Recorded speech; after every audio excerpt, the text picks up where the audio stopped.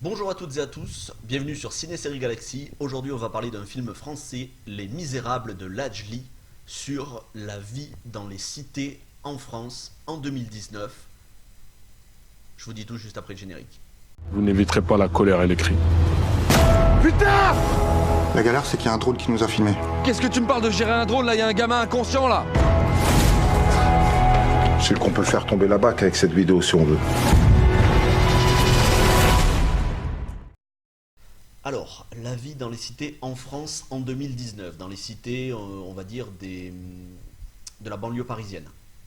Et parce que moi je vis en province, donc c'est pas que je connais pas tous ces problèmes, je les ai déjà vus dans certaines cités, mais là ça se concentre vraiment sur les cités de banlieue de la région parisienne. Cités dont on entend parler quasiment tout le temps aux infos, BFM TV, CNews, France Info TV, LCI et toutes les chaînes d'information ou de désinformation, ça dépend votre point de vue, en permanence. Honnêtement, en 2 heures de film, le film dure un peu moins de 2 heures, vous avez besoin juste de voir ce film pour comprendre la réalité des banlieues. Dans ce film, pas de manichéisme, personne n'est épargné. C'est fait par quelqu'un qui vit en banlieue, c'est fait par quelqu'un qui a été élevé en banlieue, c'est fait par quelqu'un qui connaît mieux son sujet que beaucoup de journalistes. Et je dis pas ça pour taper sur les journalistes, j'ai déjà tapé sur les journalistes de presse dans la critique de Le Mans 66. J'ai pas envie sans arrêt de taper sur les journalistes, ils font aussi leur travail. Mais honnêtement, c'est un film bouleversant et je comprends, alors c'est pas pour l'encenser, hein, je fais pas de politique sur la chaîne, ça j'avais oublié de vous le dire d'ailleurs dans la présentation de la chaîne, pas de politique sur cette chaîne. Quand il faut parler de politique par rapport à dans un film, on en parlera, mais sinon, pas d'avis personnel, politique, religieux ou autre, chacun ses convictions, on respecte, mais c'est pas sur internet, ni sur YouTube, ni sur les réseaux sociaux. Je pense, en tout cas c'est mon avis, qu'il faut commencer à en parler. Donc je ne donnerai pas d'avis politique sur le film.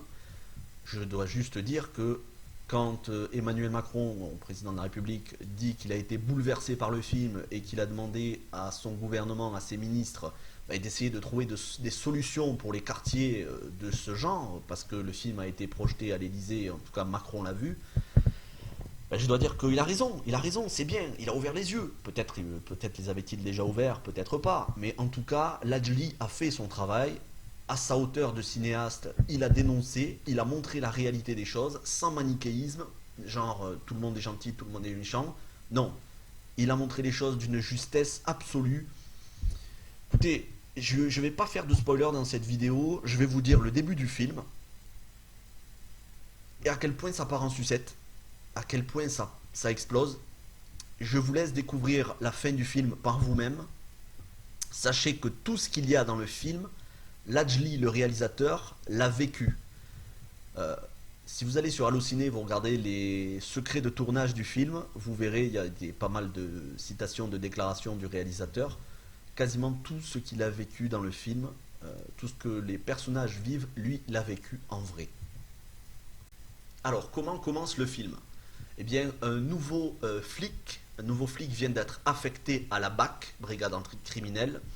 Il se retrouve dans une équipe de 2 flics déjà bien rompus à l'expérience, au métier de policier, la journée dans les banlieues. C'est pas le même travail que la nuit apparemment, il y a 2 équipes différentes.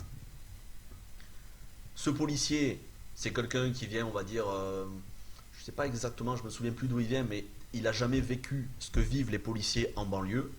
C'est quelqu'un de plutôt respectueux de la loi, contrairement aux 2 autres policiers qui, eux, sont plus dans la magouille et le compromis.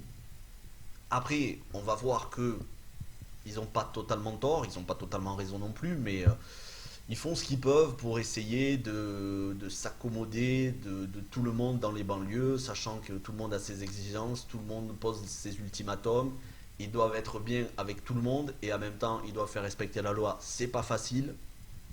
Ils ont affaire à des gens qui n'attendent que des opportunités de les faire tomber pour bavure. Et justement, c'est ce qui va se passer. Il va y avoir une bavure.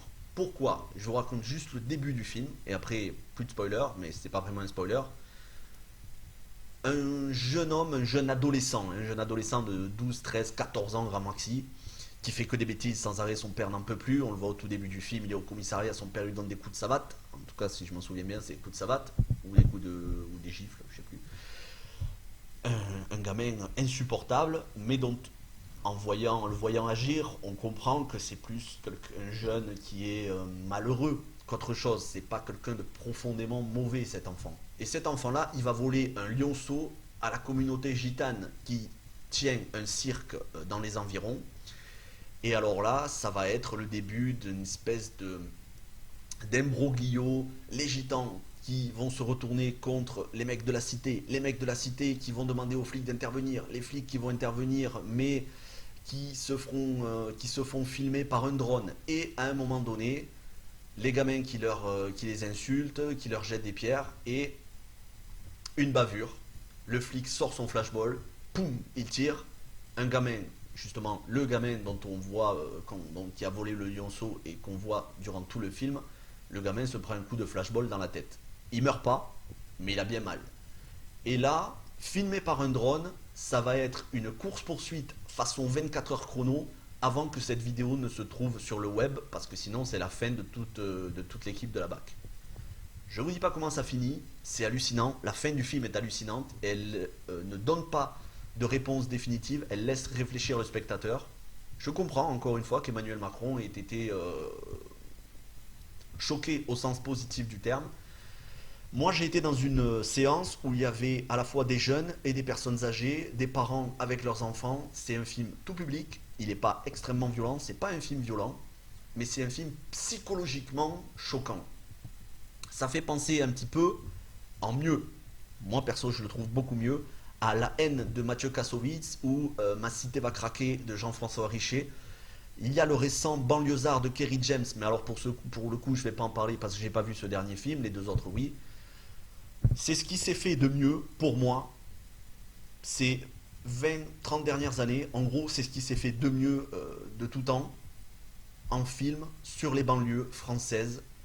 Mieux que La haine parce que intimement lié à son réalisateur Ladjli qui est quelqu'un de respectueux. Ladjli, c'est pas quelqu'un qui va pointer les flics du doigt en disant il faut que ces flics ils aillent en prison. Et c'est pas quelqu'un qui va non plus pointer du doigt en disant tous les banlieusards sont des gentils, sont des innocents. C'est quelqu'un, encore une fois, comme je disais, qui n'est pas manichéen, cette expression va revenir souvent dans la vidéo, parce qu'il fait la part des choses et il est respectueux à la fois des politiques. Après, il en pense ce qu'il en veut, hein. On peut ne pas être d'accord avec les politiques tout en étant respectueux, mais il est respectueux des politiques et des institutions de la République, et c'est pas quelqu'un qui appelle à la haine. Et justement, La haine, le film de Mathieu Kassovitz, pourquoi pour moi c'est un moins bon film? Parce que, encore une fois, ce film est intimement lié à son réalisateur Mathieu Kassovitz, qui est quelqu'un de très grand talent, hein. Mathieu Kassovitz, talent, il n'y a rien à redire, mais qui est très polémique. Il est très borderline, Mathieu Kassovitz, le nombre de fois où il a eu des paroles sur les flics, c'est pas le mec le plus respectueux des institutions en France. Du coup, Les Misérables de Ladjli est pour moi un film meilleur. Meilleur parce que respectueux de tout le monde. Respectueux des jeunes en banlieue, respectueux des adultes en banlieue, respectueux des gens défavorisés, respectueux des serviteurs de la loi, respectueux des flics malgré certains corrompus, respectueux des institutions politiques, mais qui dit, voilà quels sont les problèmes en France, ça n'est au final ni de la faute des policiers, ni de la faute des banlieusards, dans une certaine mesure oui, mais au final, c'est pas leur faute s'il y a des bavures. Les flics, ils en bavent autant qu'en bavent les banlieusards. C'est hard des deux côtés. Et il y a une scène, une conversation entre le flic, on va dire, intègre, celui qu'on suit dès le départ, et un autre flic, celui qui a fait la bavure, et il lui pose la question. Moi, il lui dit, je sais comment ça fonctionne les flashballs, et je sais que t'as pas pu tirer au hasard comme ça. Donc comment tu l'expliques? Et le mec il dit, je savais qu'un jour ou l'autre j'allais faire une bavure. Je savais que ça allait arriver, je sentais en moi qu'il y avait de la colère, et je sentais que j'étais fébrile. À un moment donné, il y avait un mauvais coup qui allait partir, j'allais manquer de maîtrise. Après, bien sûr, c'est pas pour se justifier, mais comme il dit, Ils passent de très nombreuses heures, ils sont là depuis des années, ils sont sous pression, puis on les voit aussi quand ils rentrent chez eux à la maison, ils ont leur famille à gérer. Il y en a un, il a une femme avec 2 filles, les filles sont insupportables. Il y en a un autre, il a une maman âgée qui, on pense qu'elle est malade. C'est pas évident, on les comprend, on comprend que ça puisse arriver des bavures, mais la faute à qui? Et ça, c'est Lajli qui le dit. Tout simplement, c'est la faute aux politiques. C'est ce que dit Lajli. Et on le voit quand il n'y a plus de police de proximité, quand il y a une réduction des effectifs de police, quand les policiers ils sont plus là pour faire peur que faire respecter la loi, parce qu'ils sont en sous-nombre. Ils sont 2 face, quand vous êtes 2 face à 10 adolescents, ça a beau être des adolescents de 12-13 ans qui vous jettent des cailloux, même si c'est des petits cailloux, à un moment ça fait mal. Et si vous prenez une caillasse mal placée, vous pouvez y rester. Donc les mecs sont obligés de faire peur dès le départ pour se faire respecter. Pourquoi? Parce qu'ils sont en sous-nombre. Et c'est la réalité en France, dans les banlieues, que ce soit Paris, Lyon, Bordeaux, Marseille, Toulouse, peu importe. C'est la réalité, c'est un film qui est réel. C'est un film énervé.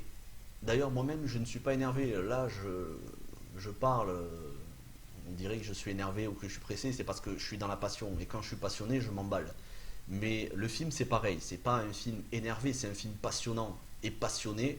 Donc forcément, plus ça avance. Je vous dis, on dirait du 24 heures chrono, mais en banlieue. 24 heures chrono, la série avec Kiefer Sutherland, si vous connaissez, c'est ça, mais en banlieue, sur une journée, les mecs, ils doivent trouver vite la vidéo qui les a filmés, le drone qui les a filmés, très vite retrouver la carte SD et s'en emparer, sinon c'est la fin de l'équipe de la BAC, parce qu'une petite bavure comme ça, c'est pas une petite bavure. Donc, il y a un compte à rebours, c'est un film haletant, il n'y a quasiment pas de coup de feu, hein. Il n'y a pas de mort, c'est pas violent, il n'y a pas du sang ou ce genre de choses, quelque chose de visuellement choquant pour les plus jeunes, mais c'est un film coup de poing. Quel est mon avis dessus?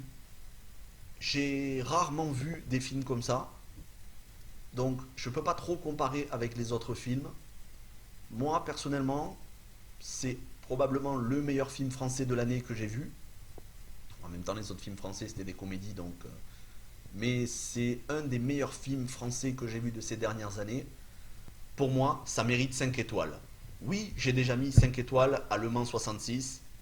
Oui, je suis quelqu'un qui met facilement une bonne note. Mais quand c'est mérité, c'est mérité.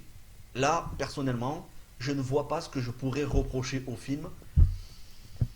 Qu'est-ce que le film aurait pu faire de mieux? Je ne vois pas. Si vous avez aimé cette critique, pouce bleu, abonnement, activation des notifications, partage sur les réseaux sociaux, vous me laissez vos commentaires. Encore une fois, merci d'avoir pris le temps de regarder cette vidéo. Je vous souhaite une bonne journée, ou une bonne soirée et un bon appétit. A très bientôt pour de nouvelles aventures.